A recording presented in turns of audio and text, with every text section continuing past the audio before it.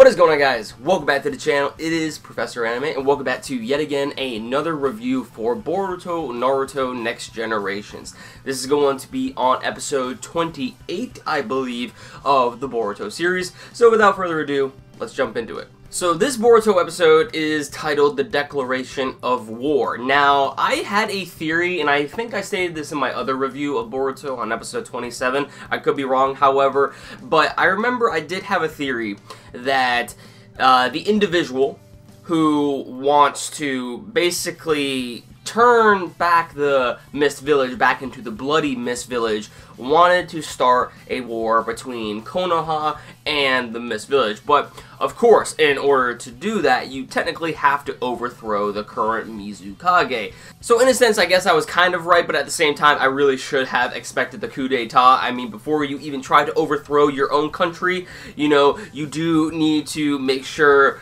everything is set in stone with your original plan to take out the current leader who obviously holds different beliefs and ideologies than you, and that's what we see here within this episode of Boruto. We have it to where Yagura's sensei, you know, the person that technically helped teach Yagura how to use the sword, from what we saw in this episode of Boruto, he apparently wants to start the coup d'etat and wants to overthrow Chojuro, which is the current Mizukage, and once he accomplishes that, then he can slowly but surely get things back and running to the old ways of the Blood Mist Village and be feared amongst various other nations and start a war. See, this is the thing here. This is the thing here.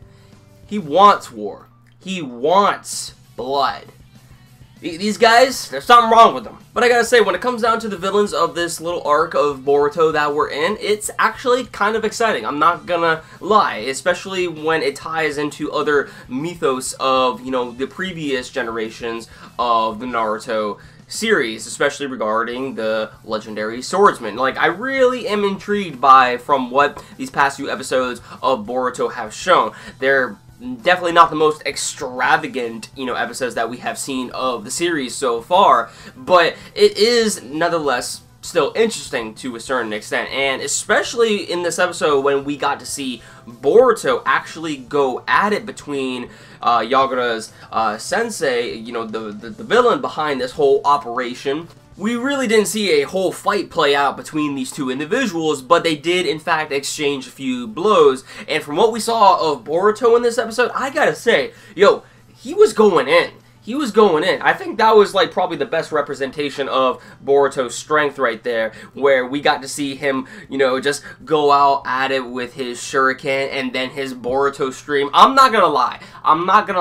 The Boruto stream got me pretty hyped. Sadly, though, while Yagura was, you know, very interesting in this episode, as well as, you know, from what we've seen of him in, you know, the other episodes of Boruto that we have seen, when it comes down to Yagura in this episode, he actually does get influenced and manipulated by the individual who taught him in the past on how to use the sword, and the villain of this whole arc, and who looks like Kisame, a descendant of Kisame. I wouldn't say that is Kisame's son. I know there are some people who have probably thought that this is actually the son of Kisame. If anything, this is just a descendant. I don't know if it's actually the son, but anyway.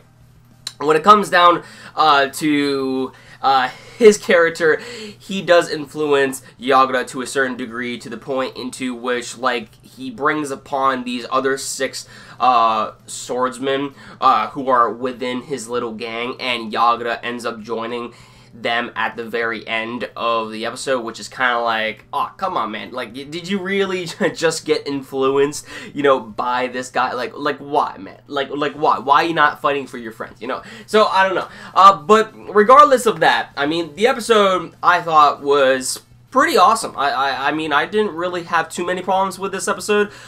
It was definitely a lot more enjoyable than last week's episode, and we got to see, you know, some cool animation when it came down to the blows that Boruto and the villain of this arc were exchanging. You know, the Boruto stream, that personally was really, really cool, even though it has a really dumb name to it. But yeah, let me know your thoughts in the comments down below. What did you guys think about this episode of Boruto? And if you guys are excited for the next episode of Boruto, also let me know in the comments down below what your future predictions for the next episode of Boruto could entail. So yeah, let me know your thoughts in the comments. Be sure to give this video a like if you enjoyed, and hit that red subscribe button down below if you want to see more. And with that said, hope you all enjoyed the video. I'll catch you all in the next one.